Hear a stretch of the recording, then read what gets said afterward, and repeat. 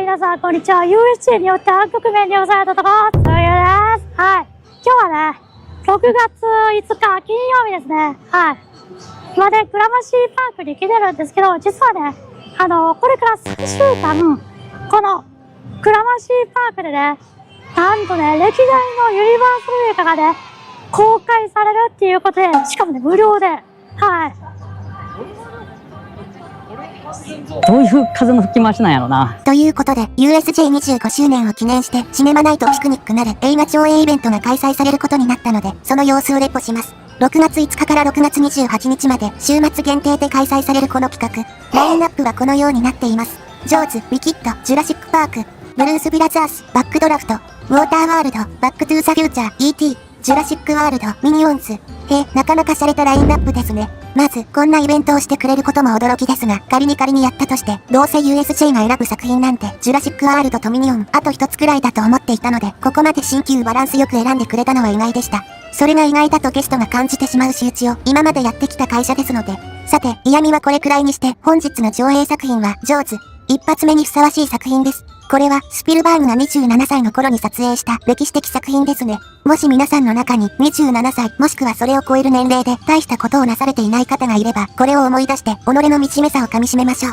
私もショックで、昨日は泣きました。はい、16時20分、時点での現地の様子はこんな感じ。かなり賑わっていますね。芝生エリアにしか座ってはいけないというルールはないですが、コンクリの床は極端に座り心地が悪く、不人気です。一応本イベントではクッションやレッチャーシート、さらに椅子の持ち込みが許可されています。椅子を使うのは場所によっては、ちと常識外れな気もしますけどね。近くにはフードカートやグッズカートも出ています。ここで何かを買って年間パスを提示すると、本イベント限定のステッカーももらえます。あとスペファン前のキオスクも営業時間を延長しています。とりあえず適当に場所取りします。今日は相棒のかまぼこも一緒だぜ。ちなみに今日は撮影のために知り合いを呼んでいるのですが、遅刻してくるとか言った連絡が先ほど入りました。オープニングの映像どうするねん。しゃあない、誰か捕まえて撮ってもらうか。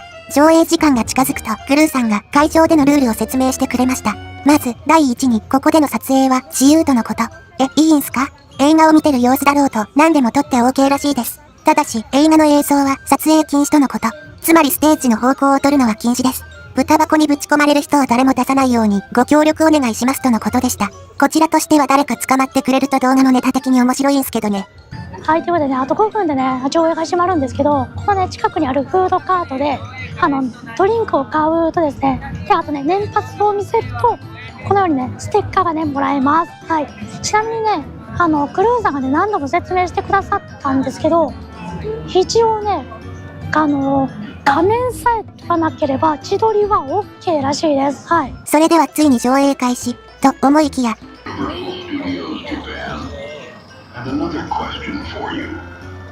すごい。オープニングありますよ。かまぼこ。ユニバーサル・スタジオ・ジャパンでの特別なひとときをたっぷりとお楽しみください。さあ、映画の世界に飛び込もう。懐かしい。涙出てきた。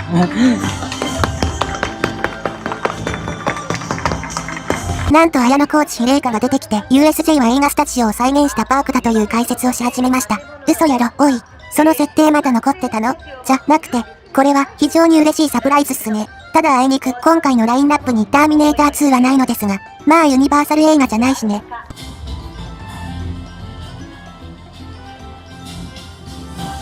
こうしてようやく本編が始まるかと思いきや、今度は映画の宣伝が始まりました。ちょっと待って。始まると思ったら広告始まった。すごい。まんま映画館ですね。いやいや、そこまで映画館を再現せんでもええんやで。ちなみに紹介されていたのは、スピルバーグ最新作のディスクロージャーデイス。こうしてだいぶもったいぶりましたが、ついに本編スタートです。始まった。ロゴがね、MCA カンパニーの時代のやつですね。かまぼこ。お前主役の映画やぞ。な。ザナック・ブラウンプロダクション。いや、マジでノーカットでやるんやね。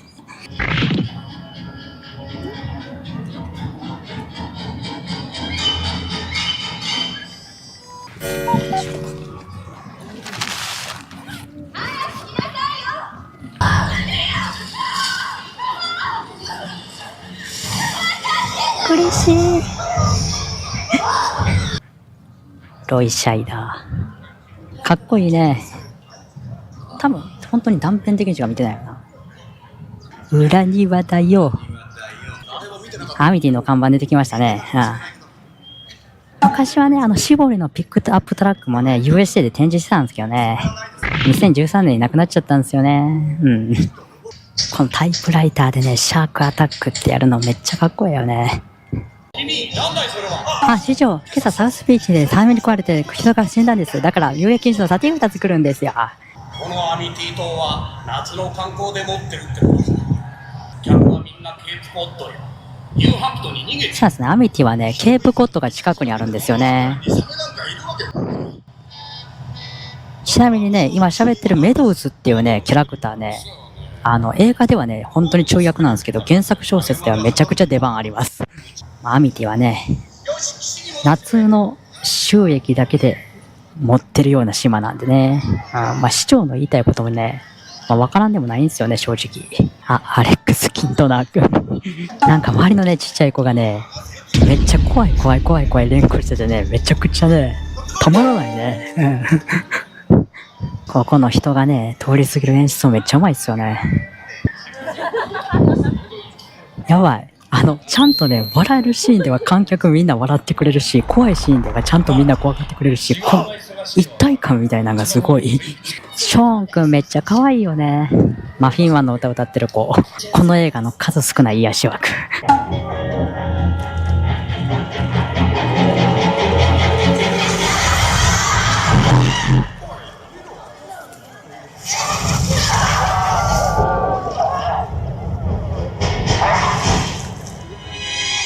ここの演出がね、もうほんまにたまらなくかっこいいんですよね。背景がね、ズームしていくシーンですね。ここね、めちゃめちゃおもろいのがね、ブロディがね、足にね、水がね、かかるたんびにね、ちょっと足元見るんですよ。どんだけ水怖いねんっていう。ショーンくんめっちゃ可愛い。キントナーくんは食われたんですよ。自由4時間だけですから。そんなこと言ってないぞ。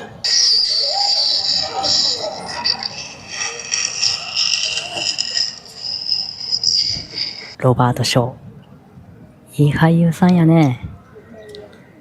このちょっと前はね、スティングのね、映画で、有線の詐欺に引っかかってましたけどね。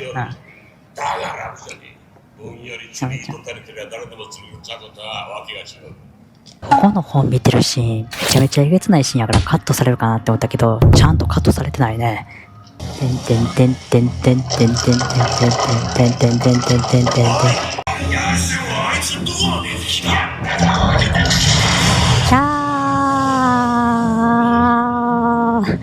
やっぱり観客の反応がめちゃくちゃいいね。この一体感がめちゃくちゃすごいっす。リチャード・ドレイファス。これで役者が揃ったってわけだ。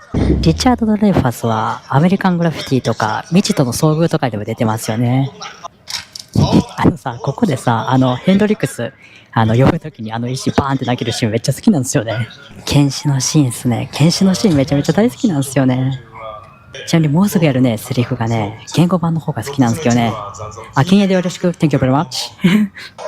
イタチザメ、ほんまとばっちりでめっちゃかわいそう。かわいそうやな。ちなみにね、公開当時はね、翻訳ミスってね、トラフザメって訳しちゃったらしいですね。当時のパンフレットに上着が載ってました。ヤシザメだよ。なんだって？あなたは知ってた。この辺りにサメがいるってことを知ってた。あの子帰ってこない。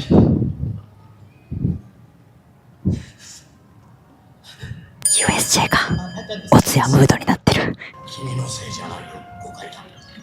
ここで君のせいじゃないよとか言うお前もちょっとどうかと思うけどね。私のせいですっていいやって感じやしね。思った通りだ。何が南の海から来たか。メキシコ湾だろ。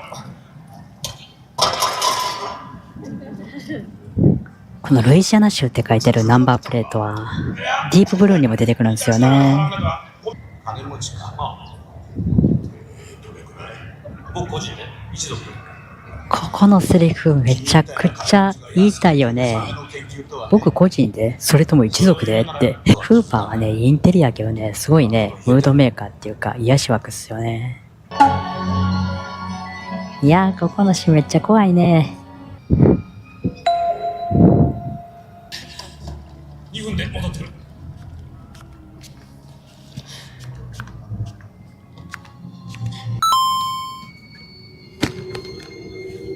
全然関係ないけど虫除けがいりますね。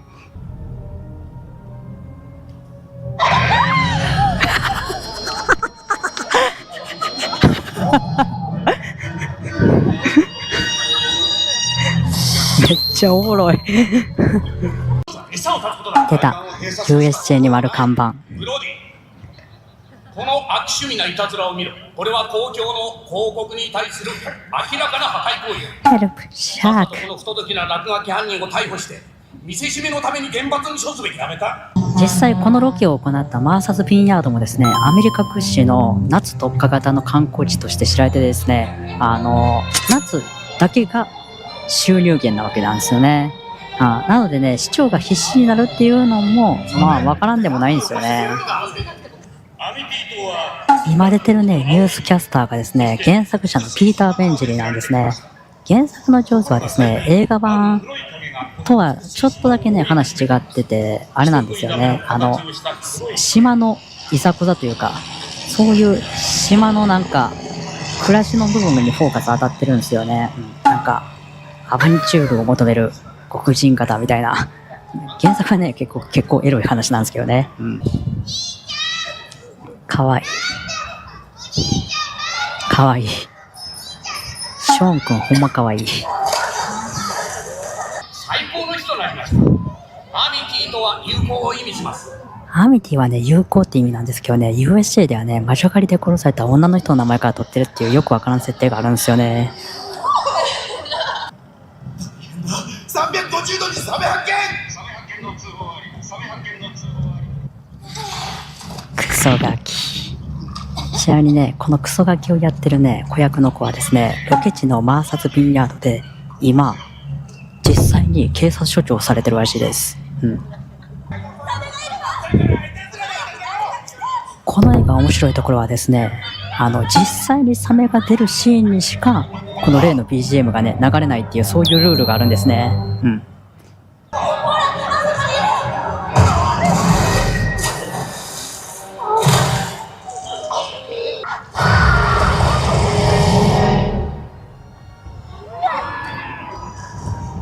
カットされんかったね。オリジナリティがね、尊重されていいですわ。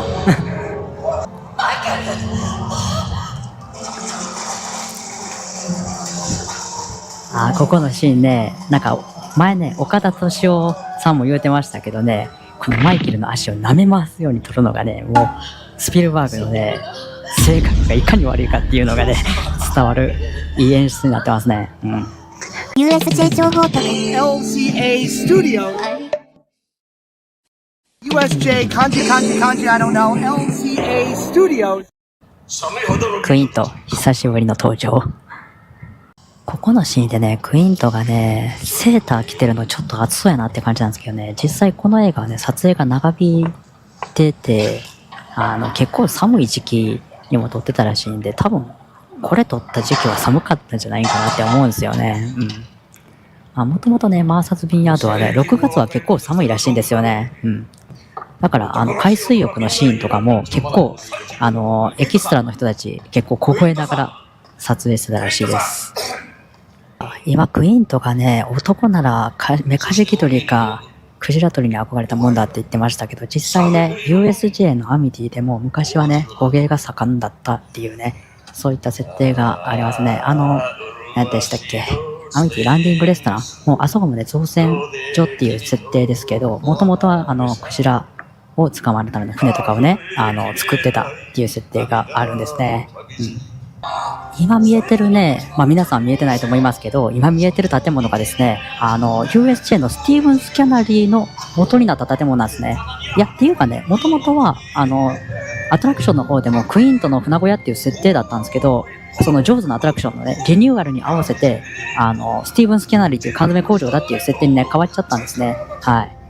っていうことで、オルカ号に乗って、おじさん3人が海に出るんですけど、なんとこの映画ね、ここからね、登場人物はこの3人だけになります。はい。おじちゃん3人の仲良しフィッシング。うなぎが穴から顔を出し、寄り道をして、また来て、元の穴に戻る。ここのさ、ゆっくりセッティングするシーンっていうのがね、ジュラシックパークのマルドゥーンがね、スパスをね、セッティングするシーンにすごい似ててね、緊張感ありますよね。うん。やったー！できたぞ！ここのシーンめっちゃおもろい。忘れ口に言っときたいねんけど、この見てる環境、ぶっちゃけすごくいいっすね。うん。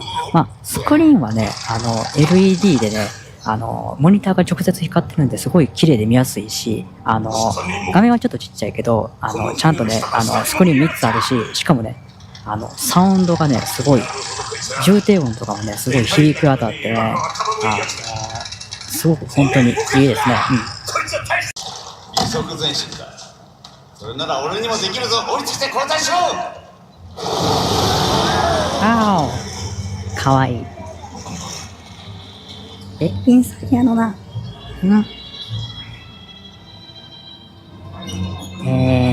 でれれれ。この船じゃちっちゃすぎるぞ。かわいい。どえらいべっぴんさんやのな。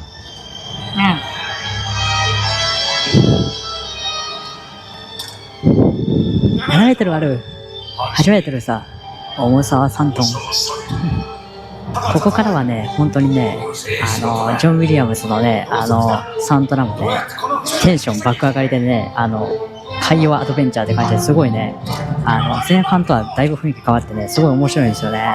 テンテレンテンテンテレンテンテンテンテンテンテンテンテンテンテンゴゴゴゴゴゴゴゴゴゴゴゴテンテレンテン。ここの音亀めっちゃいいっすよね。今、フーパーが取り出した赤いやつは何かっていうとですね、アメリカ軍が使ってるですね、救難信号を出すやつですね。なんかヘルメットかなんかにつけて、ここにおるぜっていうのをアピールするための、なんていうんですかね、ストロボライトですね。うん。フーパー何でも持ってるんですね。ここのサントラめっちゃかっこいいっすよね。ちなみにね、映画見た方やったらわかると思うんですけど、今フーパーがつけたストロボライトがですね、今後は特に役に立つことはないです。まあ、恐怖演出のためのツールっていうことで。ちょっと待って。雨降ってきた。やば。雨雲レーダーを見るとね、一応小雨みたいなんですけど、体感としてはだいぶ降ってますけどね。うん。傘さして大丈夫なんかな。だから梅雨の時期にね、あんまやらんといてほしかったんですけどね。インディアナポリスの話ありましたね。ちょうど原爆をテニアン島に届けて戻ると言った広島に落としてました。1200人の海に放り出された。だけど原爆は届けた。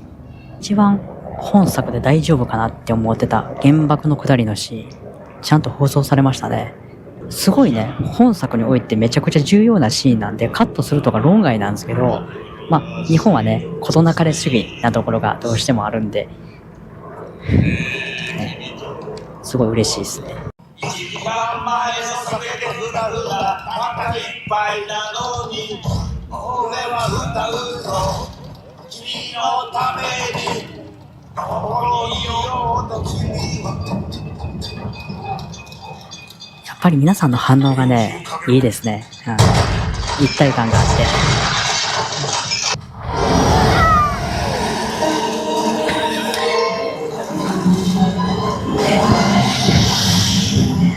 いや、ここのシーンはね、樽しかね、出てこないのでめちゃめちゃ怖いんですよね。なんかね、本当にね、観客の反応がめっちゃいいからおもろい。ここからのサントラがね、めちゃめちゃいいんですよね。ここからね、よりね、海洋アドベンチャー感みたいなのが加速していきますね。なんて速さだ。俺も手をここでね、フーパーがね、なんて速さだって言ったのを皮切りでね、なんかめちゃめちゃ楽しい雰囲気になるんですよね。この、トリカジって言ってこうやって手振るシーンとかめちゃめちゃかっこいいしね。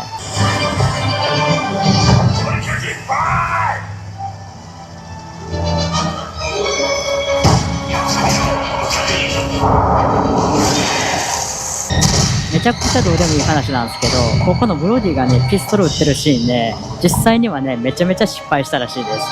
なんか弾がね、めちゃめちゃ不発だったんですって。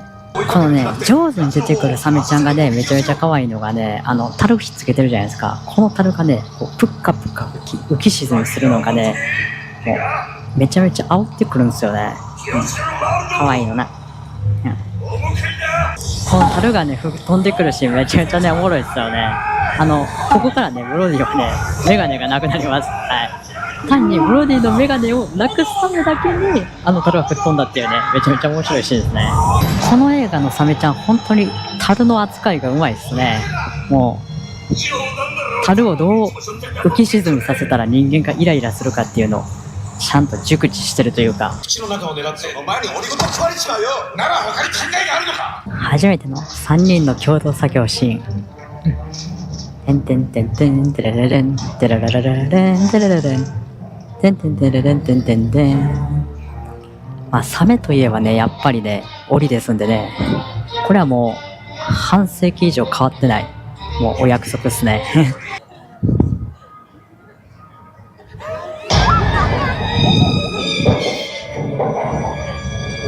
めっちゃ見るやん。落としちゃった。あ、クラスパー。ここの檻のサメのシーンは本物のサメ使ってるらしいですけどね。まあ本物のサメを使ってるっていうか、まあ、ほとんどちょっと偶然取れたみたいな感じらしいですけどね。あまりに迫力があったんで採用することになったみたいな。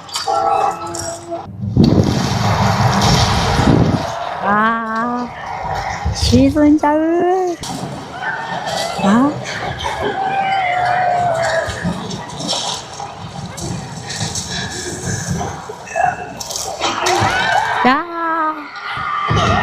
これめっちゃ頭おかしいのわかるけど、サメちゃんがべっぴんさんすぎてそれどころじゃなかった。パックンチョ。これめっちゃ可愛い。このメロディー本当にアトラクションの上を使われてますけど、いいっすよね。てんてんてんてんてれれれれれんってやつ。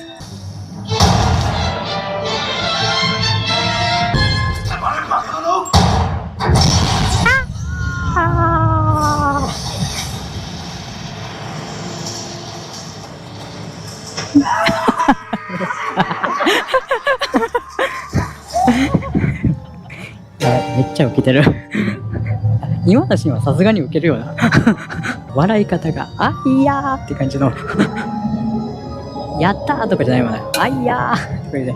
ということで映画上手、非常に好評で、最後は拍手喝采でした。50年も前の実写映画とは思えないね。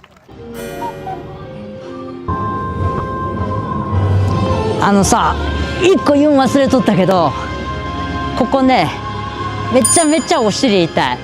やからね、クッションはね、できたら持ってきた方がいいっていうよりかは絶対持ってきた方がいいって感じですね。はい。ちなみにね、椅子もね、一応 OK らしいんですけど、椅子なんか正直誰も使ってなかったんで、実際もやったら非常識やと思います。なので、クッションだけ持ってくるようにしてください。はい。以上です。はい、ということでね、シネマナイトピクニック見てきました。いやめちゃくちゃ良かった。想像の100倍良かった。もう何が良かったかって言ったらもう全部良かったんやけど、まあ一つね、この企画のね、いいところを言うとですね、とにかく周りのゲストのリアクションを楽しむことができるっていうのが素晴らしい。いうのも当たり前ですけど、映画館って喋っちゃダメじゃないですか。喋っちゃダメやし、たまにね、喋っていいリアクション OK みたいな企画とかもあったりしますけど、言うてそういうのって大ヒットした映画とかが企画でやるものであって、言うて見に来てる人もね、2週目3週目なんで、なんかちょっとなんか求めてるリアクションとちょっと違うというか、単にガイガイ騒げるだけっていう感じのとこあるじゃないですか。このねグラマシーパークで見るね映画鑑賞はですねタダで見れるんで、これを機に映画上手初めて見てやろうみたいなやつらばっかりなんですよ、周り。だからね、その生の初めて見る人のリアクションを見ることができるっていうのが本当にね素晴らしい。だからちゃんとね驚くシーンではみんなねびっくりするくらい驚くし、笑えるシーンでもちゃんとねみんな笑うっていうね、本当にちゃんとね演出って生きてたんですね。すごい良かったですね。あとね環境も素晴らしい。正直ねこのグラマシーパークスクリーンちっちゃいし見づらいんちゃうかなって思ってたんですけど、スクリーンは確かにちょっとちっちゃいけど3つ並んでてねどこの席でもね大体ちゃんと映像見れるし、しかもねこの LED のモニターっていうのが逆にこれって夕方から始まるじゃないですか。夕方なんで結構まだ明るいんですよ。プロジェクターで映してるね映像とかやったら周り明るかったらあんまり映像見れないんですけど、 LED モニターなんでちょっと画質は落ちますけどちゃんと明るい空間でもはっきりとね映像が見ることができるっていうのがねすごいね良かったですね。そして音響もとにかく素晴らしい。